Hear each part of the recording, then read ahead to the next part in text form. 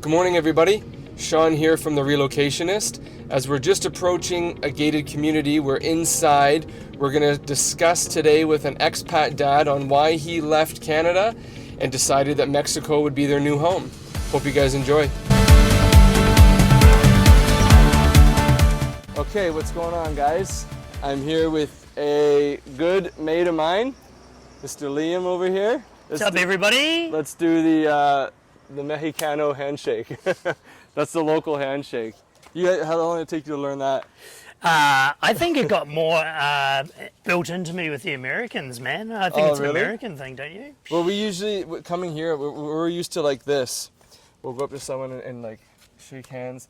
Sometimes do like a shoulder pop, like a whole thing, right? And the Mexicans like, what is that? You know? Yeah, you definitely can't go in too soon. Right. So I'm here. Thanks for doing this with me. I appreciate it, man. Most welcome. So we're going to do a stroll around his new complex. We're going to show you around as well. It's really snazzy in here. This is like a hidden gem.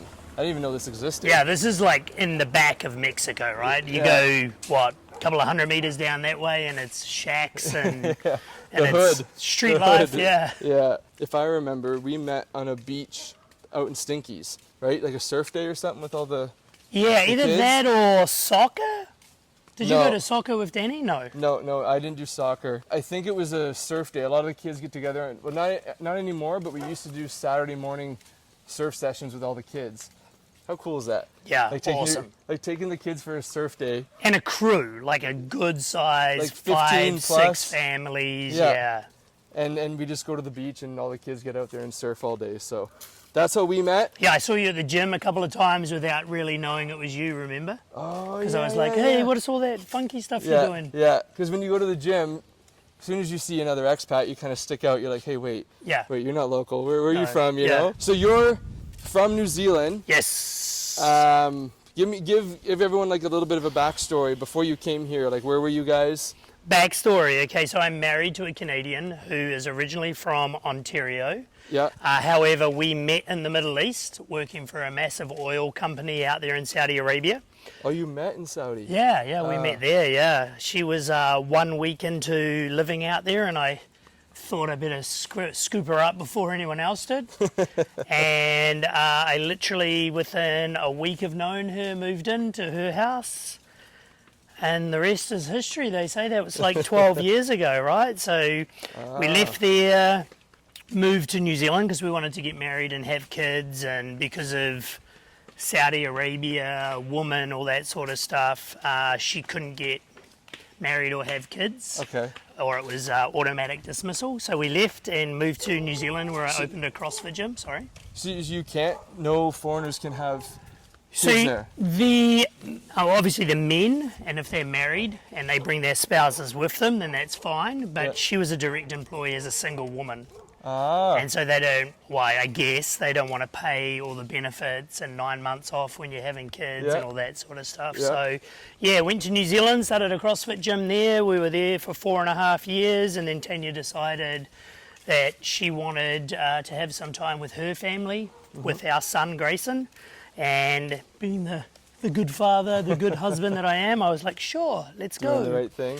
So then we were in Canada for 4 years, 4.5 years. Yeah. And then now we've been here 2 years. Where was Grayson born then? So he's a Kiwi. He's a Kiwi, okay. But he doesn't really associate with New Zealand anymore. He thinks he's a Canadian. Right.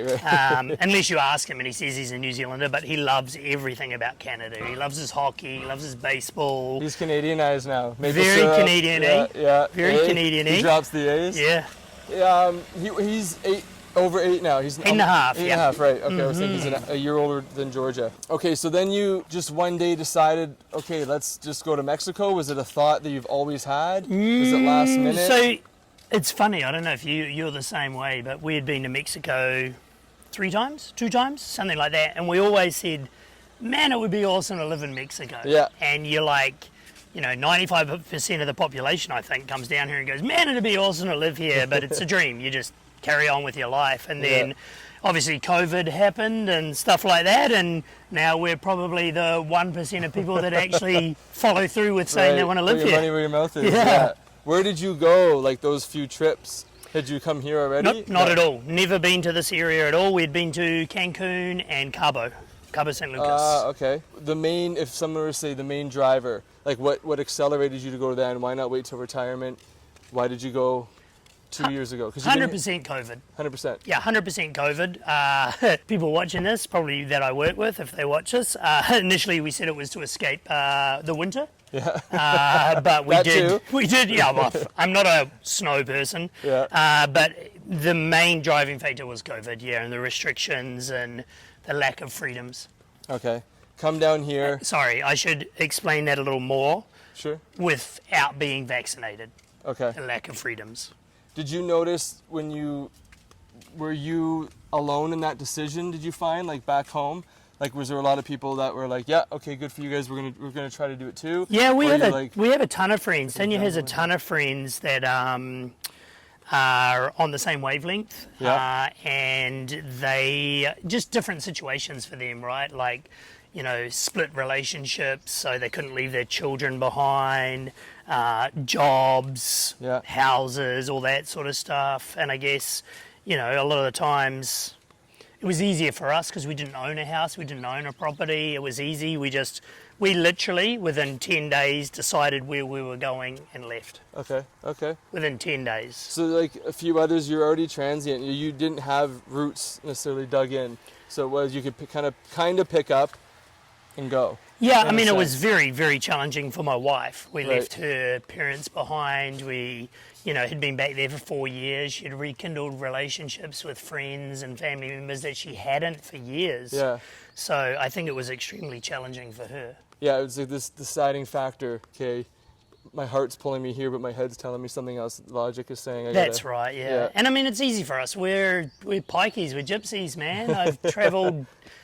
I left New Zealand at 24, and Tanya, my wife, was a, what do you guys call it, a flight attendant, air hostess on yeah. private jets. Yeah. So she never had roots either. So I guess when you have that side of you, it's easy just to pick up and leave. True. Yeah, that thought never leaves your mind of what's the next destination. Like, is there another place? There's always like this little thought, like a seed planted, like, should we go somewhere else? Yeah. Even we think it now, even Yeah. though we're here, we're like, is there another country we should go? You know, 100%. It doesn't go away. Or just a different location within Mexico. Right, And right. you know what it's like when you have kids. That's the driving factor of change, right? Yeah. It slows you down a little bit. If we didn't have Grayson, I'm sure we'd be jumping all over the show with the beauty of working online, right? Yeah, totally. We're gonna grab the tripod and then we're gonna go sit down and do the rest of this. His arm's getting sore. Yeah, there's an honest reason that I can't do another 20 minutes like this. So you guys, you decide to come down here. COVID's a driving force. Yep. Pretend COVID never happened. Would you not be here right now? No, I think we'd still be in Canada. Canada's a great country. Yeah. It's lovely people, great country.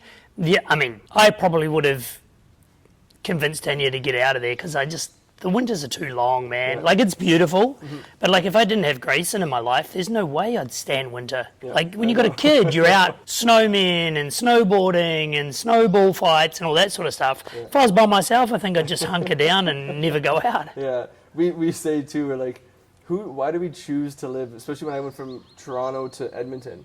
So it's like, it's even more harsh of a winter. I'm like, why do people choose to live here? Like, if you don't have to be, you know, it's a long period of time. So long. I remember the first year and snow, and I was like, wow, this is beautiful. Yeah. And then a week later, I said to Tanya, why do people stay? She's like, friends and family. I'm like, I don't love anyone this much. Like, no. It's true. I love them, but not that much. Yeah, they're it's such a just, fear. I don't know, man. Like, I think you have to embrace it. And what is it? 40 years, 38 years of not being in that. Yeah. It's hard to embrace if It's that's true. not what you embrace. I It's embrace summer. I embrace Christmas on a beach with barbecues and board shorts, not stuck in a house, freezing cold, you know, like, Yeah. it's just different. Yeah, you've got to use, if you've born into it, different story. Moving to it, no. Yeah. And now we think too, we're like, I could visit it, but I don't want to live in it anymore. You know, COVID or not, I still wouldn't be back living. It'd be somewhere else, you know? Yeah. But the kids, like especially Georgia, the last visit we went was in November. Not her first snowfall, but like her first real feel of it and like experiencing it and tobogganing. So that would be, if you ask her now, where would she want to go for a vacation? That's what she'd like to do. Yeah. Like she'd want to experience snow because Yep. it's the opposite of what she gets. So, and she's like, well, I could live there. I'm like, you think so? Just wait. Just wait until we get back. Yeah, when I was back there in January, oh man, brutal. Minus 43, guys. This is huge. In Kiwis, Australians, minus 43 degrees Celsius the day that I left. No thanks. No, never. Did not sign up for this. Not at all. Not at all. Like, you just can't wear enough layers. Yeah. And now you just got back. So you were just there I visiting. was there 3 weeks ago, yeah. 3 weeks ago, and that's, and Tanya and Grayson are still there. Still there. That's why they're not here right now. Yep. When you go back to Canada, or anywhere, like your home, could be if you go back to New Zealand, do you get that feel like, did we make the right decision? I think so. I think Did you there's... talk about that? No. I mean, it's the right decision, but there's things that are easier. Yeah. You know. Going home. Going home. Right. Everything is really accessible. Like, I wanted to get books, so I went to the bookstore and I bought the book. Yeah. Right here, it's hard to find a book, or just like gym equipment or proper men's clothing is quite a challenge to buy here. So the ease of some stuff is awesome in Canada. Accessibility to, you know, not just good restaurants. We've got good restaurants here, but fantastic restaurants, you know, there.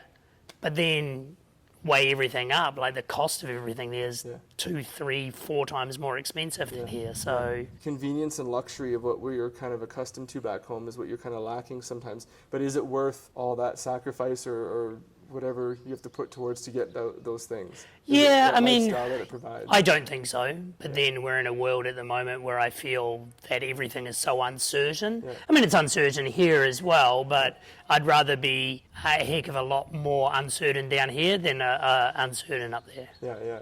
When you made the transition here, though, was everybody on the same page? Like, it was like you and Tanya were like, yep, Mexico 100%. Was one more than the other? So 10 days out, it was Costa Rica.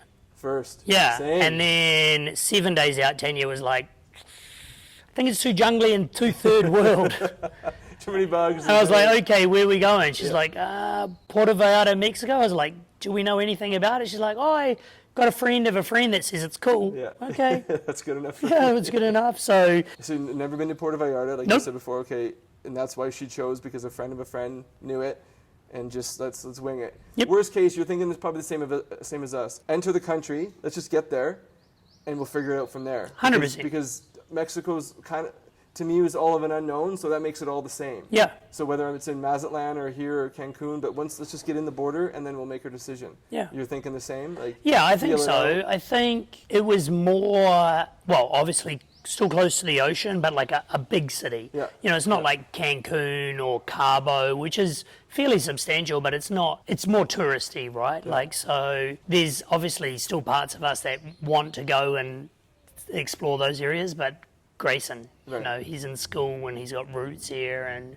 it's not to say it won't happen, but it's not happening at the moment. So Grayson's 8, so this is his first big jump for your boy, right? Like, he did move from New Zealand to Canada, but he was 2.5. Yeah. So this is like a big impression on him. Yep. And like, was it a big talk up? Like, was he like stoked, or was it? No, he was fine. Yeah, right. 6, you're not really, like, the friend zone isn't quite there. You haven't established like that community yet with. Yeah, I mean, there was still tears, but he's a bit of a trooper. He's a bit adventurous. I think he was down for it. Like, there's parts of Canada he misses intensely. Like I said, like hockey. There's no ice hockey down here. Yeah, I think it'll be interesting to see when he comes back this time.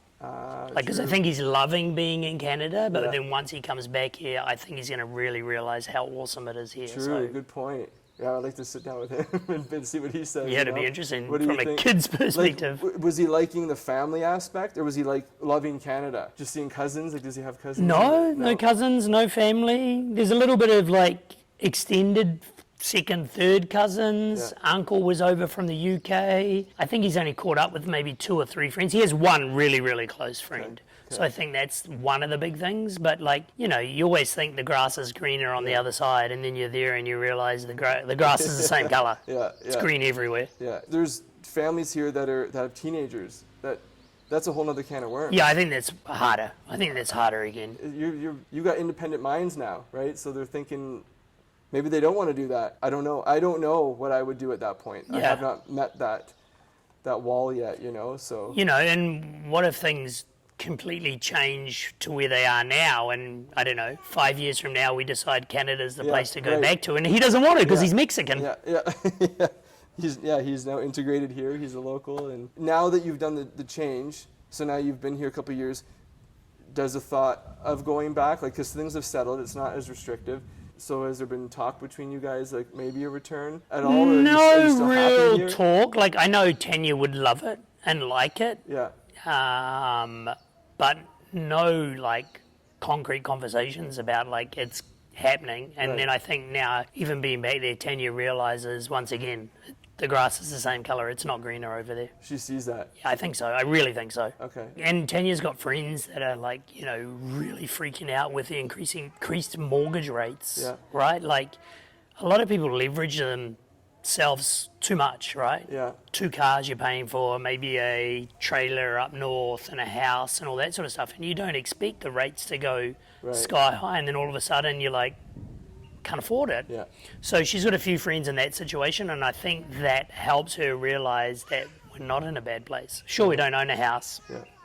It's not the end of the world. Never bothered you guys coming down here renting? No. No. I know a lot of people who left Canada took everything, like all their money out, have nothing in banks anymore. A few people, and we'll even interview them at a later point, but they renounced their residency.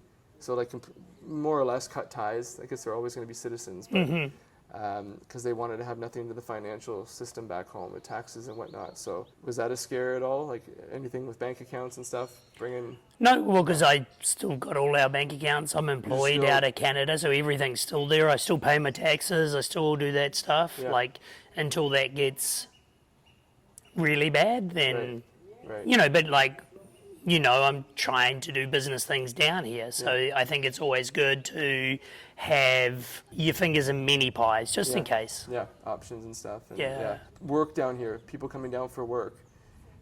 Would you give any advice or tell anyone, like, Stay online out of another country. yeah, right? So Tanya was working for a real estate company here, right? Okay. And She got that when she moved, like she has a real estate license? no, she was just a administration, Okay. but overworked, underpaid, like massively underpaid here, Right. massively underpaid. Now she's back working for a Canadian company.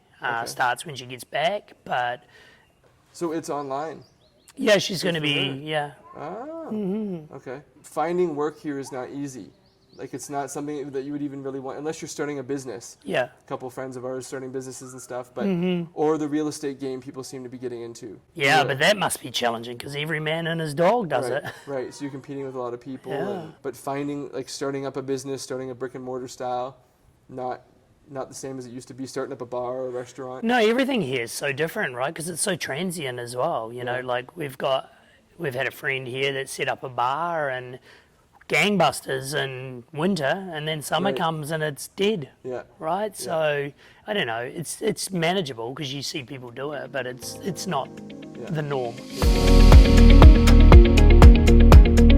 Because we're doing something different, everyone's like, "Whoa, that's not right." Yeah. What nation do you see here more than Mexicans? You know, everyone says to me, "Oh man, what about the poverty?" And it's not that I disagree with transgenderism and all that. Where the hell were you back home? Yeah, do I question that Well, it's the someone right could place? ask.